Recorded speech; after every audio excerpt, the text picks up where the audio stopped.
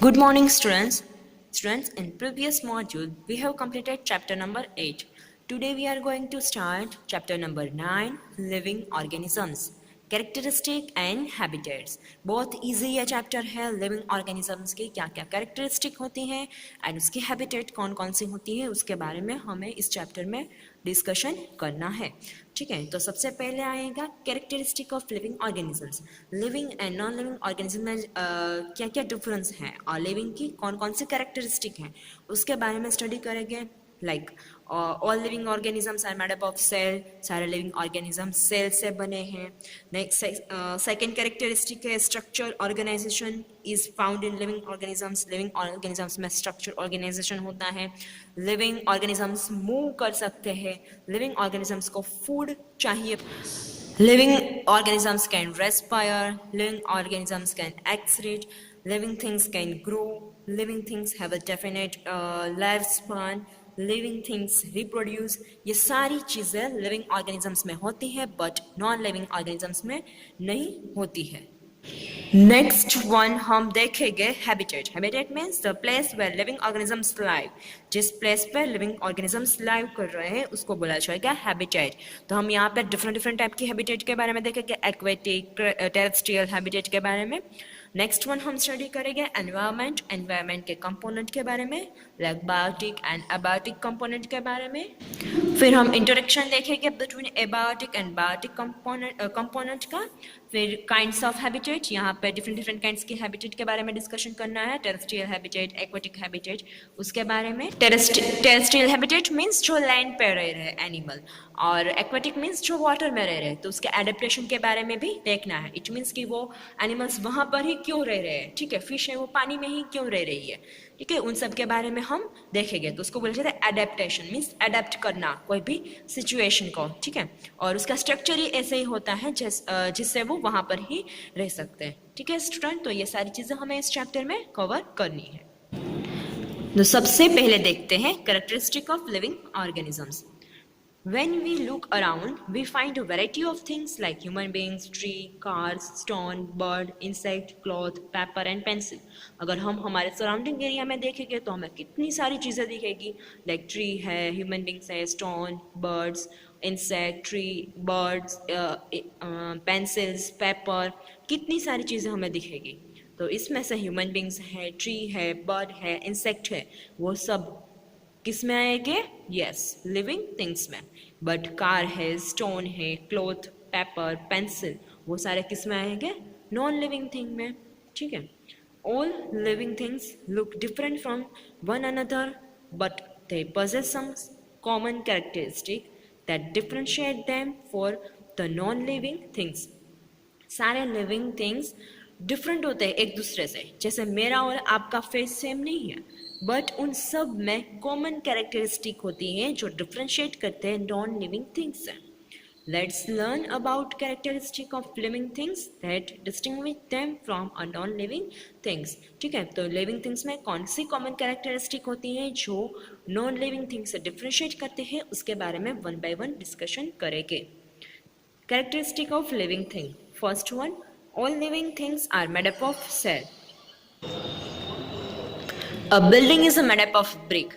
आप जानते हो, आपने देखा ही है कि अगर मुझे बिल्डिंग बनानी है तो उसका बेसिक जो बेस है वो क्या है? ब्रिक. अगर ब्रिक होगी तो बेस बनेगा. So brick is the unit of construction. तो कंस्ट्रक्शन करने के लिए बेसिक यूनिट क्या है? Brick. Similarly all living things are made up of cell. Same वैसे सारे लिविंग थिंग्स का बेसिक यूनिट कौन सा है? Cell. Cell is a structural and functional unit of all living things. Cell ही स्ट्रक्चरल एंड फंक्शनल यूनिट है सारे living things का. Some plants and animals consist of single cell. सारे plant and animals जो एक ही सेल से बने हैं उस ऑर्गेनिजम्स को या उस प्लांट एंड एनिमल्स को बोला जाएगा unicellular organisms. Like amoeba, paramecium, bacteria and etcetera are some common examples of unicellular organisms. Unicellular organisms are extremely small and are not visible to naked eyes. Unicellular organisms बहुत छोटे होते हैं जो हम हमारे नेक्ड आई से नहीं देख सकते हैं, उसको देखने के लिए माइक्रोस्कोप की ज़रूरत पड़ती है। They cannot be seen with the help of they can only be seen with the help of microscope and thus are called microscopic organisms। वो अगर हमें देखना है तो माइक्रोस्कोप की हेल्प से ही देख सकते हैं, इसलिए उसको माइक्रोस्कोपिक ऑर्गेनिजम्स भी बोला जाता है।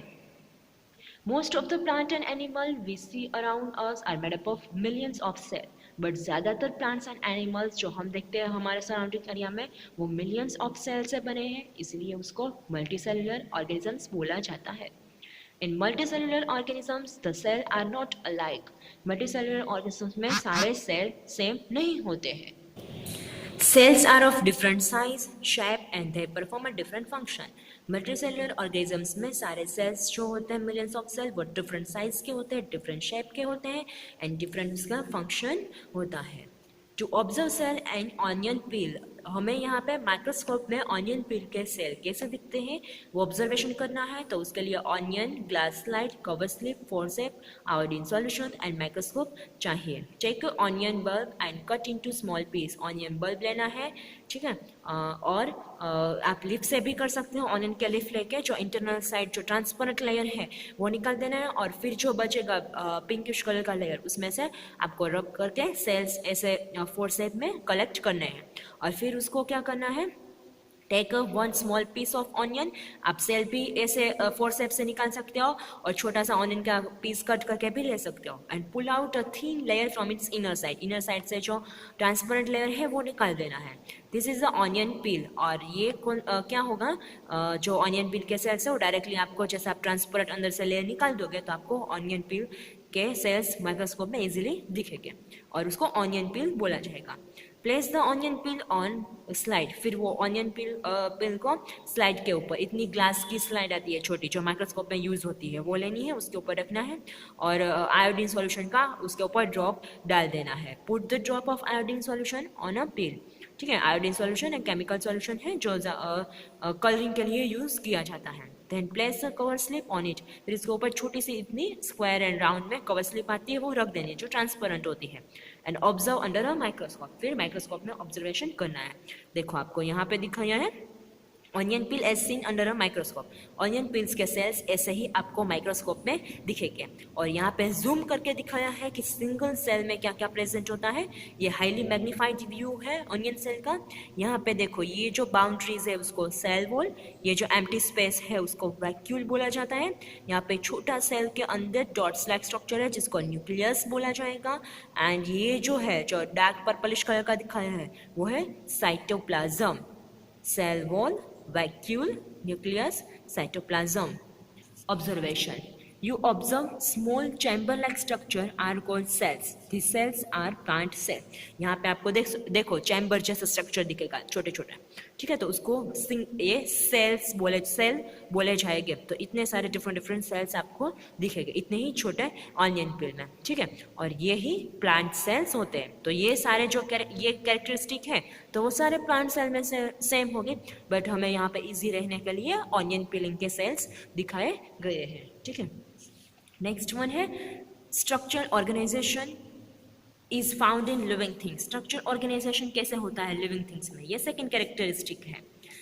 A cell is in multicellular organisms are organized into specialized group that perform a specific function. Cells जो मल्टीसेलुलर ऑर्गेनिजम्स में जो सेल्स होते हैं वो ऑर्गेनाइज्ड होते हैं स्पेशलाइज्ड ग्रुप में और यही ग्रुप डिफरेंट फंक्शंस करते हैं। A group of similar cells that perform particular function is called tissue. A group of similar cell एक ग्रुप बनाएगा और पर्टिकुलर फंक्शन करेगा, तो ये सारे सेल्स कंबाइन होकर ग्रुप बना रहा है तो उसको बोला जाएगा टिश्यू।